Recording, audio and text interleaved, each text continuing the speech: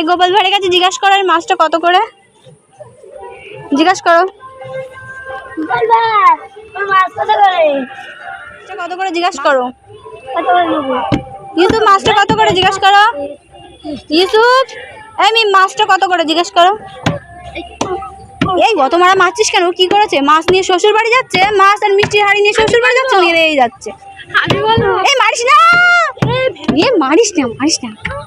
তুমি মাছটা নিয়ে যাবো বাড়ি? হ্যাঁ আমি বলবো। হ্যাঁ এই দেখো গোপাল ভাঁড়ের মিষ্টিগুলো নেবো বলে ব্যাগ নিয়ে এসেছি। এই দেখো এই ব্যাগের ভিতরে টাকার খাজানা, আর এই গোপাল ভাঁড় থেকে মিষ্টি আর এই মাছটা কিনে বাড়ি নিয়ে গিয়ে ঝোল করে খাবো।